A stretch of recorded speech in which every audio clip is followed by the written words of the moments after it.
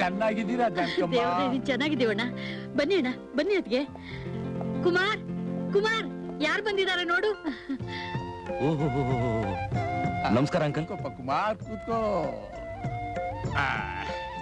ಕುಮಾರ್, ನೀನು ಮತ್ತೆ ಇದೇ ಊರಿಗೆ ಟ್ರಾನ್ಸ್ಫರ್ ಆಗಿ ಬಂದಿದ್ಯಾ ಅಂತ ನಮಗೆ ಗೊತ್ತಾಯ್ತಪ್ಪ. ಎಲ್ಲಣ್ಣ, ಈ ನಡುವೆ ನೀವು ನಮ್ಮನ್ನ ಮರ್ತೇ ಬಿಟ್ರಿ. ಅಯ್ಯಯ್ಯೋ, ಹಾಗೇನಿಲ್ಲ ಜಾನಕಮ್ಮ. ನೀವೇ ಟ್ರಾನ್ಸ್ಫರ್ ಮೇಲೆ ಆ ಊರು ಈ ಊರು ಅಂತ ಹೋಗ್ಬಿಟ್ರಿ. ಅದಕ್ಕೆ ಬಂದ್ ನೋಡಕ್ ಆಗ್ಲಿಲ್ಲ.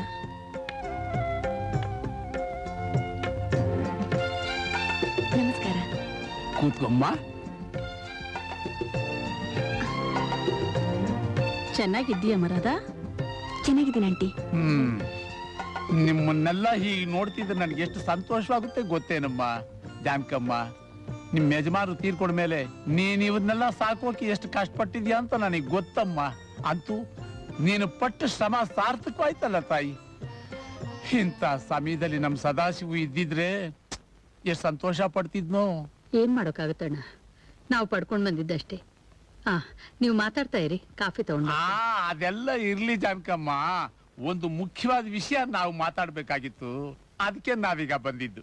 ಏನಣ್ಣ ಅದು? ಜಾನಕಮ್ಮ, ನನ್ನ ನಿಮ್ ಯಜಮಾನ ಸ್ನೇಹದ ಗುರುತಾಗಿ ನನ್ನ ಮಗ ಪ್ರಕಾಶನ್ಗೆ ರಾಧಾ ಅಂತ ಅಂದ್ಕೋಬೇಕು ಅಂತ ನಮ್ಮ ಆಸೆ. ಅಣ್ಣ, ಹುಡುಗ ಏನ್ ಮಾಡ್ತಿದ್ದಾನಣ್ಣ? ಹುಡುಗ ಪೀಪಲ್ಸ್ ಬ್ಯಾಂಕ್ ನಲ್ಲಿ ಮ್ಯಾನೇಜರ್ ಆಗಿದ್ದಾನಮ್ಮ. ಕುಮಾರ್, ಇದ್ರ ಬಗ್ಗೆ ನಿನ್ನ ಅಭಿಪ್ರಾಯ ಏನಪ್ಪ?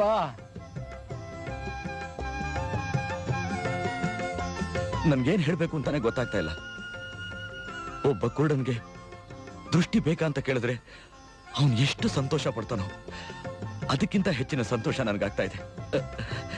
ನಿಮ್ಗೆ ಯಾವ ರೀತಿ ಕೃತಜ್ಞತೆ ಹೇಳ್ಬೇಕು ಅಂತಾನೆ ನನ್ಗೆ ಅರ್ಥ ಆಗ್ತಾ ಇಲ್ಲ. ಅಂದ್ಮೇಲೆ ನಿಮಗೆಲ್ಲ ಒಪ್ಪಿಗೆ ಅಂತ ಆಯ್ತು. ರಾಧಾ, ನಿನ್ ಇಷ್ಟ ಏನು ಅಂತ ಹೇಳಲೇ ಇಲ್ಲ. ಜಾನಕಮ್ಮ, ಇದನ್ನೇ ನಿಶ್ಚಿತಾರ್ಥ ಅಂತ ತಿಳ್ಕೊಂಡು ಆದಷ್ಟು ಬೇಗ ಒಳ್ಳೆ ಮುಹೂರ್ತ ನೋಡಿ ಈ ಮಂಗಳ ಕಾರ್ಯನ ಮುಗಿಸ್ಬೇಡ. ಆಯ್ತಣ್ಣ.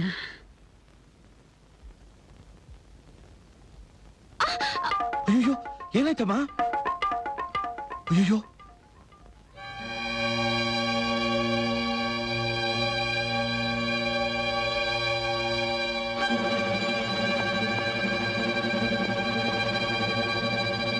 ಆಶಾ, ಏನಾಯ್ತಮ್ಮ?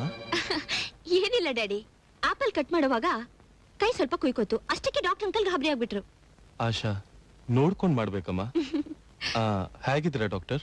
ಚೆನ್ನಾಗಿದ್ದೀನಿ. ಇಲ್ಲೇ ಒಂದು ಕೇಸ್ ಅಟೆಂಡ್ ಮಾಡೋಕ್ ಬಂದಿದ್ದೆ, ಹಾಗೆ ನಿಮ್ಮನ್ನ ನೋಡ್ಕೊಂಡು ಹೋಗೋಣ ಅಂತ ಬಂದೆ. ಬರ್ತೀನಿ. ಆಶಾ, ಬರ್ಲಮ್ಮ? Okay uncle.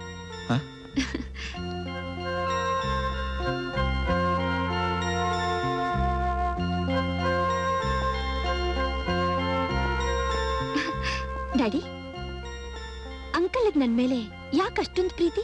ಆಶಾ, ಅವ್ರಿಗವ್ರ ಸ್ವಂತದವ್ರು ಅಂತ ಯಾರೂ ಇಲ್ಲಮ್ಮ. ಜೊತೆಗೆ ಬ್ರಹ್ಮಚಾರಿ ಬೇರೆ. ಅದಕ್ಕೆ ಚಿಕ್ಕ ವಯಸ್ಸಿನಿಂದಾನು ಅವ್ರಿಗೆ ನಿನ್ ಕಂಡ್ರೆ ಅಷ್ಟೊಂದು ಪ್ರೀತಿ. ರಾಧಾ, ರಾಧಾ, ಇವತ್ತು ನಿನ್ನ ಭಾವಿ ಯಜಮಾನರನ್ನ ನೋಡ್ದೆ. ನೋಡೋಕ್ ಹೇಗಿದ್ದಾನೆ ಗೊತ್ತಾ? ಒಳ್ಳೆ ವಿಬಿ ಬೇಕ್ರಿ ಬಂದಿದ್ದಾಗಿದ್ದಾನೆ. ತಲೆಯಿಂದ ಕಾಲ್ ತನಕ ಒಂದೇ ಸೈಜ್. ಹೋಗೋಣ ನೀನು. ಎಲ್ಲ ನಿನ್ನ ಇಷ್ಟಿಗೆ ನಾಚಿಕೆ ಪಟ್ಕೊಂಡ್ರೆ ಹೇಗೆ? ಅಮ್ಮ ನೋಡಮ್ಮ, ಎಣ್ಣನ್ನ ತಮಾಷೆ ಮಾಡೋದು. ಮಾಡ್ಲಿ ಬಿಡಮ್ಮ, ನಿನ್ನ ಹತ್ರ ಅಲ್ದೆ ಇನ್ಯಾರ ಹತ್ರ ಮಾವನ್ ತಮಾಷೆ ಮಾಡ್ತಾನೆ. ರಾಧಾ, ನಾನ್ ನಿನ್ಗಿನ್ನು ಏನೇನ್ ಹೇಳ್ಬೇಕು ಅಂತ ಇದ್ದೀನಿ. ಏನ್ ಕತೆ? ಇನ್ನು ಏನೇನೋ ಹೇಳ್ಬೇಕು ಅಂತಿದ್ಯಾ? ಏನ್ ಹೇಳ್ಬೇಕು ಅಂತಿದ್ಯಾ? ಹಾ ಕೇಳು, ಹೇಳ್ತೀನಿ. ಮದುವೆ ದಿವಸ ಮುತ್ತೈದರೆಲ್ಲ ಸೇರಿ ನಿನ್ನ ಗಂಟೆಗಟ್ಲೆ ಅಲಂಕಾರ ಮಾಡಿಸ್ತಾ ಇರ್ತಾರೆ. ಮನೆಯಲ್ಲೆಲ್ಲ ಸಿಕ್ಕಾಪಟ್ಟೆ ಜನ. ಇಲ್ಲಿ ಗಂಡು ಹಸೆ ಮನೆ ಮೇಲೆ ಕೂತಿರ್ತಾನೆ. ಪುರೋಹಿತರು ಇದ್ದ ಬದ್ದ ಮಂತ್ರಗಳೆಲ್ಲ ಹೇಳಿ ಮುಗಿಸಿ ಮುಹೂರ್ತದ ಮೇಲೆ ಮೀನು ಹೋಗ್ತಾಯಿನೆ, ಮದುನ್ ಕನ್ಕೊಂಡ್ ಬನ್ನಿ ಅಂತ ಹೇಳ್ತಾರೆ. ನಿನಗೆ ರೇಷ್ಮೆ ಸೀರೆ ಉಡಿಸಿ, ತಲೆ ತುಂಬಾ ಹೂ ಮುಡ್ಸಿ, ಮೈ ತುಂಬಾ ಒಡವೆ ತೊಡಸಿ ನಿನ್ನ ಕರ್ಕೊಂಡ್ ಬರ್ತಾರೆ. ನೀನ್ ನಿಧಾನವಾಗಿ ಹಂಸ ನಡಿಗೆಯಿಂದ ಹೆಜ್ಜೆ ಮೇಲೆ ಹೆಜ್ಜೆ ಇಟ್ಕೊಂಡ್ ಬರ್ತೀಯ. ಕೆಳಗಡೆ ಕೂತಿರೋ ಹೆಂಗಸರಲ್ಲ ನಿನ್ನ ನೋಡಿ, ಅಯ್ಯೋ ಹುಡುಗಿ ಎಷ್ಟೊಂದು ಲಕ್ಷಣವಾಗಿದ್ದಾಳೆ, ಮುಖದಲ್ಲಿ ಮಹಾಲಕ್ಷ್ಮಿ ಕಡೆ ತಾಂಡವಾಡ್ತಾ ಇದೆ, ಇಂಥ ಹುಡುಗಿ ನಮ್ಮನೆ ಸೊಸೆಯ ಬರಬಾರ್ದಾಗಿತ್ತಾ, ನಮ್ಮನೆ ಸೊಸೆಯ ಬರಬಾರ್ದಾಗಿತ್ತಾ ಅಂತ ಹೇಳ್ತಾರೆ. ಅದನ್ನ ಕೇಳಿ ನನ್ನ ಮನಸ್ಸು ಹಕ್ಕಿಯಾಗಿ ಹಾರಾಡುತ್ತೆ.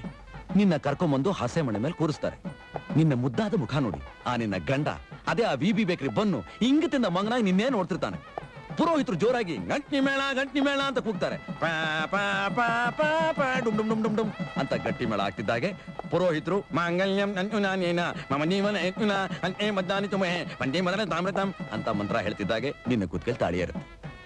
ಆಮೇಲೆ ನೀನು ನಿನ್ ಗಂಡನ್ ಮನೆಗೆ ಹೋಗುವ ಅವಸರದಲ್ಲಿ ಅದೆಲ್ಲಿ ಇದೆಲ್ಲಿ ಅದೇನಾಯ್ತು ಇದೇನಾಯ್ತು ಅಂತ ಈ ಕಡೆಯಿಂದ ಆ ಕಡೆಯಿಂದ ಈ ಕಡೆ ಗುಡು ಗುಡು ಗುಡು ಗುಡು ಗುಡು ಅಂತ ಓಡಾಡ್ತಾ ಇರ್ತೀಯ. ನಾನು ಅಮ್ಮ ನಿನ್ನೇ ನೋಡ್ತಾ ದೂರದಲ್ಲಿ ನಿಂತಿರ್ತೀನಿ. ನಮ್ಮ ಮನೆ ಮುಂದೆ ಕಾರ್ ಬಂದು ನಿಲ್ಲುತ್ತೆ. ಅಣ್ಣ ನಾನು ಹೋಗ್ಬಿಟ್ಟು ಬರ್ತೀನಿ ಅಣ್ಣ ಅಂತ ಗಂಡನ ಜೊತೆ ನೀನು ಹೊರಟೋಗ್ತೀಯ. ನೀನು ಹೋಗ್ತಾ ಇರೋದನ್ನ ನೋಡಿ ದುಃಖ ತಡಿಲಾರ್ದೆ ನನಗೆ ಗೊತ್ತಿಲ್ದೇನೆ ರಾಧಾ ರಾಧಾ ಅಂತ ನಾನು ಕೂಗ್ತೀನಿ. ನೀನ್ ಅದನ್ನ ಕೇಳಿ ಅಣ್ಣ ಅಂತ ಓಡ್ ಬಂದು ನನ್ನ ಗಟ್ಟಿಯಾಗಿ ತಪ್ಕೊಂಡ್ಬಿಡ್ತೀಯ.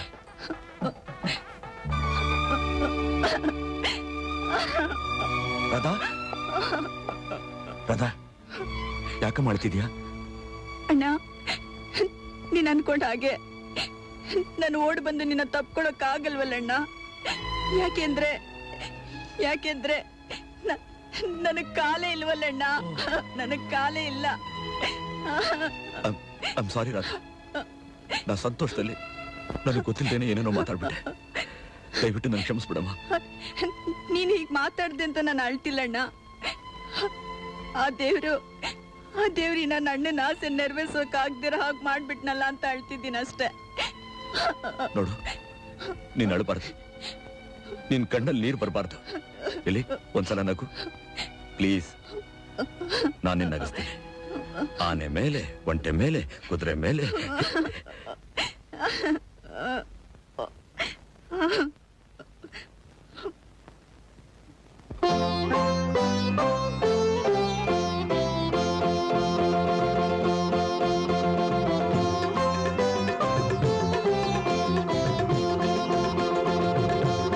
ಹಲೋ, ಇನ್ಸ್ಪೆಕ್ಟರ್ ರುದ್ರಕುಮಾರ್ ಅವರಾ? ಸರ್, ಧನಲಕ್ಷ್ಮಿ ಬ್ಯಾಂಕಲ್ಲಿ ದರೋಡೆ ನಡೀತಾ ಇದೆ ಸರ್.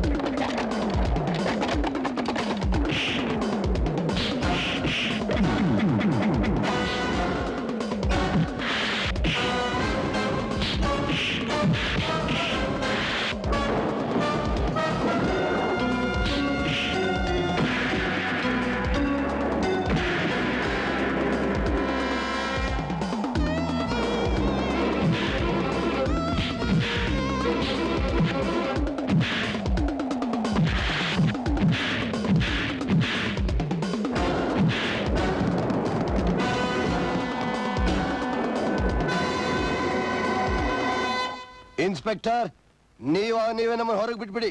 ಇಲ್ದೆ ಹೋದ್ರೆ ಇನ್ 24 ಗಂಟೆ ಒಳಗೆ ನಾವೇ ಹೊರಗೆ ಹೋಗ್ತೀವಿ. ಏಯ್, ಒಂದು ಬಿಟ್ಟ ಅಂದ್ರೆ ನೆಟ್ಟು ಬೋಲ್ಟೆಲ್ಲ ಕಳಿಸ್ಕೋಬೇಕು. ಕಚಡ ನನ್ನ ಮಕ್ಕಳ.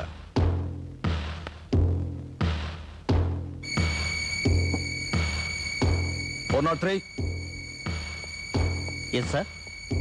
ಏನಿದು? ನೀವು ಬಂದ್ರೆ ಕೊಡುವಂತ ಭುಜಂಗ ಅವ್ರು ಸ್ವೀಟ್ ಬಾಕ್ಸ್ ಕಳಿಸಿದ್ದಾರೆ ಸರ್.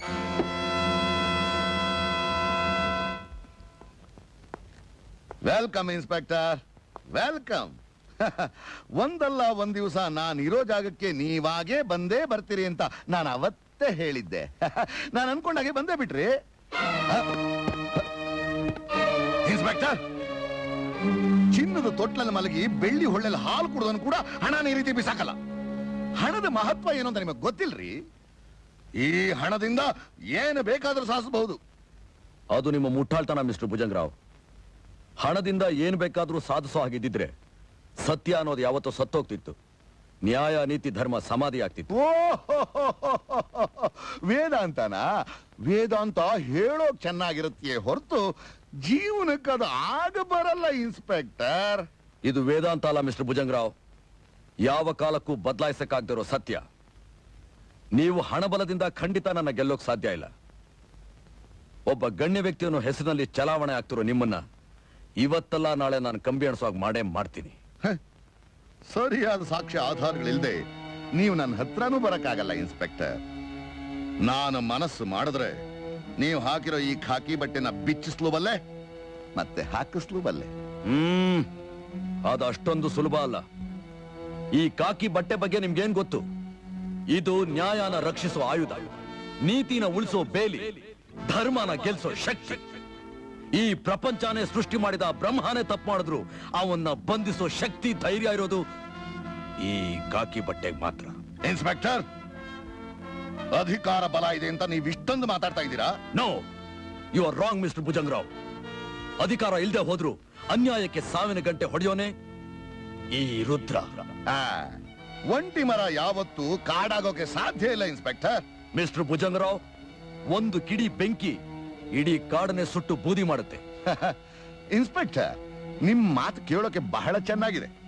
ಆದ್ರೆ ನೀವ್ ಎಲ್ಲಿದ್ದೀರಿ ಈಗ ಅನ್ನೋದನ್ನ ಒಂದ್ಸಲ ಜ್ಞಾಪಿಸ್ಕೊಳ್ಳಿ. ನಿಮ್ ಪೌರುಷ ಇಲ್ಲೇನು ನಡೆಯೋಲ್ಲ. ನೀವ್ ಇಲ್ಲಿಂದ ಹೋಗೋಕು ಸಾಧ್ಯ ಇಲ್ಲ. ಒಂದು ಸಾರಿ ತಿರುಗಿ ನೋಡಿ.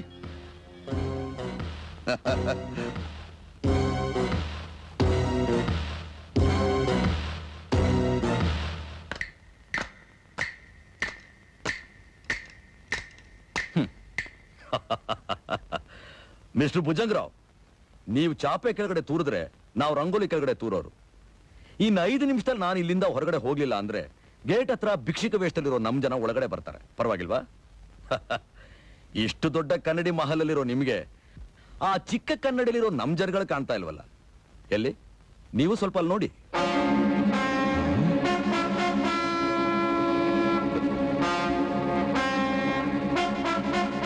ಮಿಸ್ಟರ್ ಭುಜಂಗರಾವ್, ನಾನಿಲ್ಲಿಗೆ ಬಂದಿದ್ದು ನೀವು ಕೊಟ್ಟ ಹಣನ ನಿಮ್ ಮುಖದ ಮೇಲೆ ಬಿಸಾಕೋದಿಕ್ಕೆ. ಜ್ಞಾಪಕ ಇರಲಿ.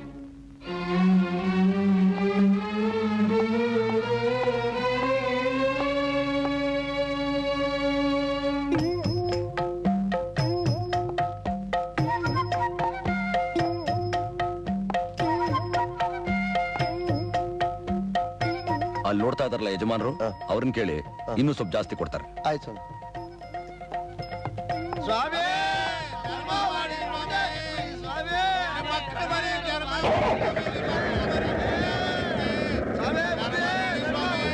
ಭಿಕ್ಷಕರನ್ನು ತೋರಿಸಿ ನನ್ನೇ ಯಾಮರ್ಸ್ಬಿಟ್ಯಾ?